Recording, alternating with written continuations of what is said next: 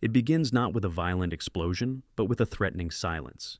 You are still small, 7, maybe 8 years old, and you realize, with a chilling clarity that eclipses your capacity to process it, that the adults here are not the adults. They are failing to anchor the world. Maybe the parent is sinking beneath the weight of their own undiagnosed depression, turning their presence into a hollow absence. Maybe the chaos is loud and chemical, rooted in addiction or chronic instability. The specific details differ from house to house, but the child's realization is always the same. If I don't hold this fragile, vibrating structure together, no one will. And just like that, the quiet bargain is struck. This is the exact moment a child disappears, not physically, but psychologically. They retreat from their own needs. They stop demanding things. They learn to read the room before they read a book.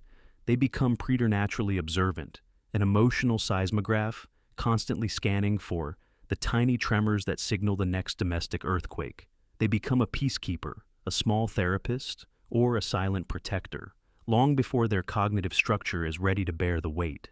And the world, in its blindness, praises them for this vanishing act. You're so mature. You're so responsible. You're so strong, honey. These words are not compliments. They are the cement poured over the grave of their childhood. Every accolade reinforces the performance.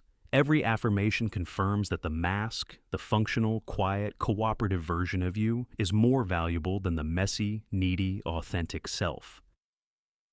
This is the core pain, a pathological self-betrayal executed in the name of attachment. The choice is never conscious. It's a biological imperative. The young mind sacrifices authenticity for belonging. The system chooses survival via emotional compression. As an adult, this early mechanism leaves you with a profound, terrifying problem. You are a high-functioning machine powered by emotional residue, not joy. You might excel in your career, manage complex relationships, or be the dependable friend everyone leans on. You have mastered the art of seeming fine. Yet, deep down, beneath the competence and the perfect facade, there is a low-frequency hum of hollowness. You succeed, but you cannot absorb the reward. You are safe, but you cannot rest. You are loved, but you cannot receive it. This persistent inability to feel the positive textures of life, the very things you worked so hard to achieve, is not a failure of character. It is the subtle, tragic result of a childhood system that prioritized threat detection over pleasure. This is the psychological tax paid by those who grew up too fast. And if you don't understand the wiring, you will spend your entire life repeating the survival patterns that once saved you, but are now slowly, quietly, killing your capacity for aliveness. This profound emotional absence manifests in a distinct kind of modern visual, the glass wall. Picture yourself, the adult, standing in a room. It is a room of your own making, achieved through years of relentless effort.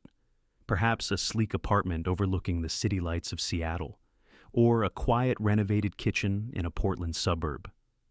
It is a space that signifies success and safety, but when you look out the window or across the table at a partner laughing, you feel separated by a thick, clean pane of glass. You can see the colors, the genuine warmth of connection, the easygoing nature of unburdened people, the simple pleasure in a moment of rest. You can intellectually register the fact of happiness, but the sound is muffled and the temperature is regulated. You can press your hand against the glass, and no matter how hard you push, you can never truly feel the heat of the experience on the other side. This is the central metaphor of detachment, the signature of the child who disappeared. The protective system that ensured your survival now maintains a quarantine against authentic feeling. Consider a simple, common experience: receiving a genuine compliment at work, or being told, "I love you," without conditions. For most, these are moments of affirmation. But for the silent overachiever, they trigger a subtle alarm. Instead of absorbing the positive feeling, your mind scrambles for the cost. What do they want? How must I repay this? How long before they see the fracture beneath the surface? You find yourself apologizing for things you shouldn't. Apologizing for crying, apologizing for needing help, apologizing for simply existing quietly in a space. You flinch at compliments, not because you are modest, but because accepting them feels like a debt you cannot yet calculate, an opening that leaves you dangerously exposed. The emotional energy that should be used for connection and absorption is instantly redirected into calculation and vigilance.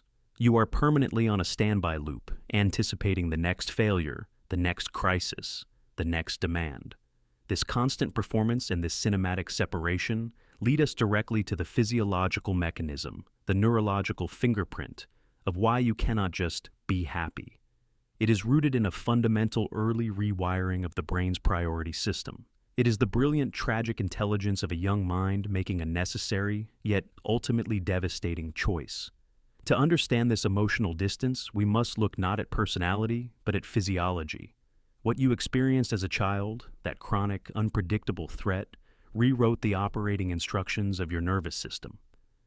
When a child is exposed to consistent emotional chaos, the body's primary defense system, the autonomic nervous system, makes a brilliant yet tragic calculation. It moves from the default state of rest, parasympathetic, into a permanent state of hypervigilance, sympathetic activation. You are always scanning the perimeter. You walk on eggshells because your body believes the eggshells are always there. But the cost of maintaining this constant high alert status is immense, and it impacts your capacity for joy, your reward system. The brain's reward pathway, which relies heavily on the neurotransmitter dopamine, is designed to signal the value of a positive experience: food, connection, achievement, rest. However, when the nervous system perceives that its primary, most urgent task is survival, it must ration its resources. Dopamine, which fuels pleasure, excitement, and pursuit, is a high-cost chemical. The filtered dopamine mechanism, your brain, in its desperate bid to keep you safe, essentially installed a filter. It did not completely eliminate dopamine, but it compressed it. It learned to deprioritize feelings of profound joy or deep relaxation because these states require lowering your guard. If you are deeply absorbed in pleasure, you are less likely to notice the subtle shift in your parent's tone, the sudden movement that signals danger, or the impending argument. Therefore, the system concludes, profound pleasure is a vulnerability. This is why, as an adult, success feels flat. You hit a major career milestone, a promotion, a successful launch, and the expected wave of euphoria never arrives. There is only a brief, quiet sense of relief. The threat is momentarily contained. This is the reward you receive, the absence of immediate failure, not the presence of profound delight. The tragedy here is that the numbness you feel is not a character flaw. It is a testament to the success of an early survival program. Your nervous system didn't fail you. It was too good at protecting you. It ensured your survival by sacrificing your capacity for unbridled, safe, and unearned joy. This systematic emotional compression forces the adult into a mode of relentless self-reliance, hyper-independence. We often celebrate independence in American culture as the zenith of adult success, the person who needs no one, the one who can handle anything. But for the child who grew up too fast, hyper-independence is not a virtue. It is a pathology of attachment. It is the adult version of the child saying, "I cannot rely on the people who are supposed to be my anchors. Therefore, I must become my own, singular, infallible anchor." The deep psychological analysis reveals the fear. You are terrified of being a burden. To ask for help, to admit vulnerability, to simply state a need, feels like an act of betrayal against the foundational survival rule learned in childhood. Your needs are dangerous. Theirs are urgent. This leads to a profound inability to receive softness. Softness is any form of unconditional acceptance, simple kindness, or unearned rest.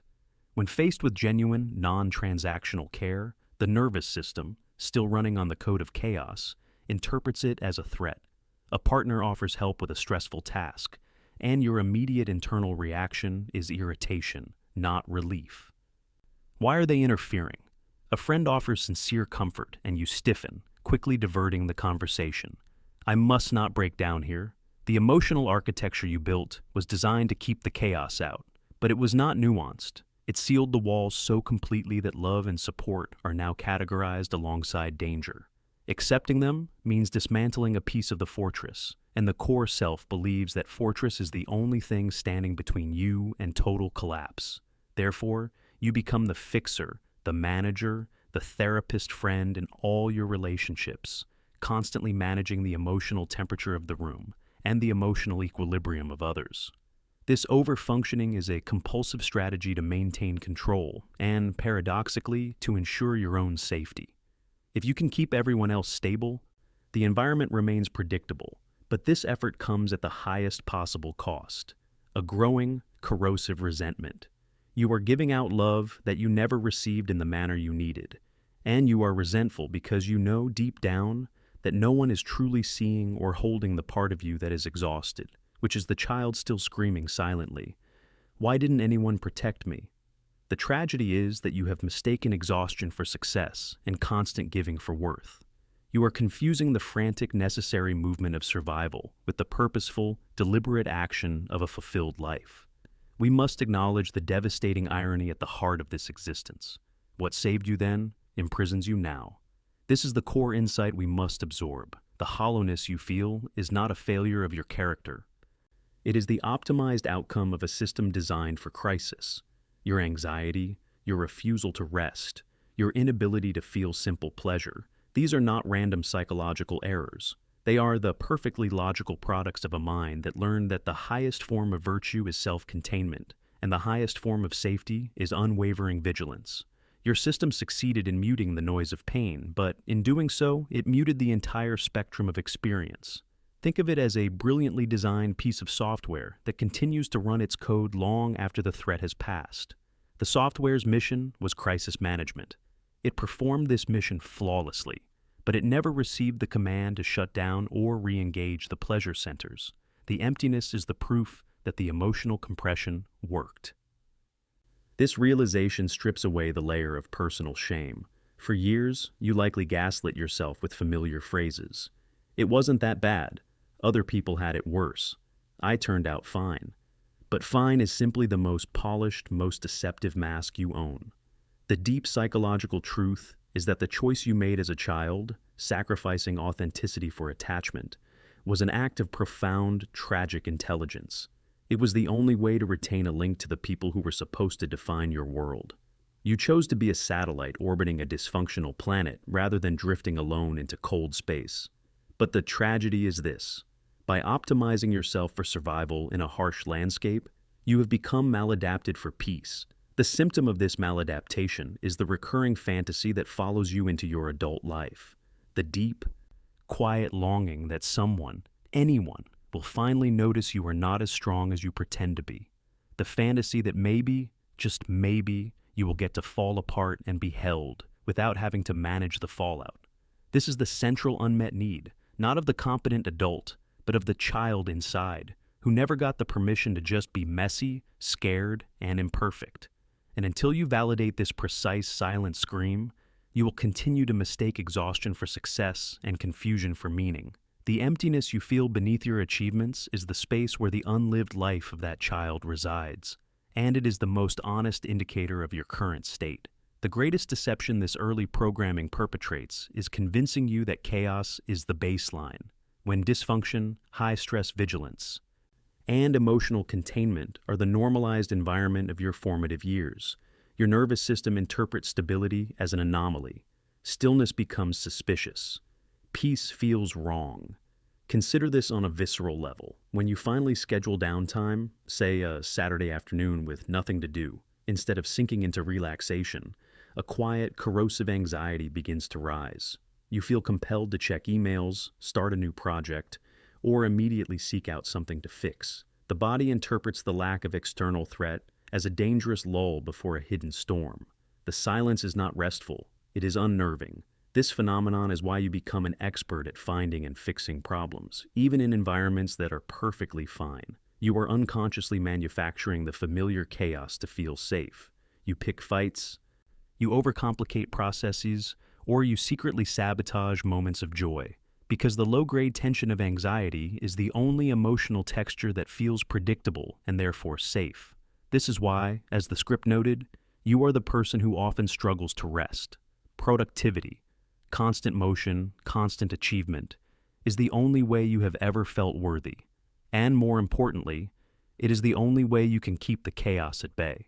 The moment you stop, the silence rushes in, and the system screams, "Danger!"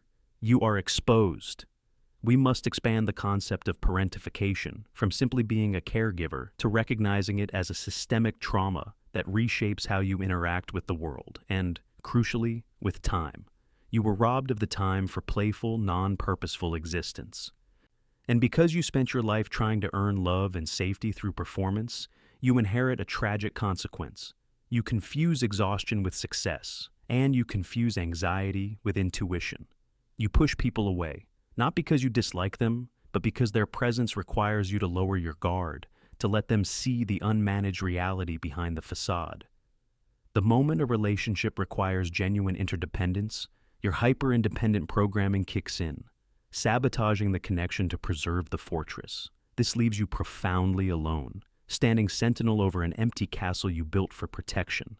The path forward through the fog of functional numbness is not about finding quick fixes or seeking motivational euphoria. MindRabbit does not ask you to fix yourself. It asks you to witness what happened. Healing begins by accepting that you must grieve the loss you never had time to feel. This is not a clean, linear process. It is messy, heavy, and often deeply destabilizing. It means turning toward the abandoned parts of yourself, the child who was buried, and offering the validation they never received from the people who should have provided it. You must stop gaslighting yourself. You must say out loud to the memory of that child, "It was that bad, and it was not your fault. You were just a child forced to make an impossible choice." The first practical step is to create small, deliberate moments of rest without purpose. Not rest that earns you productivity later, but rest as an act of resistance. The goal is to gently challenge the nervous system's belief that stillness equals danger.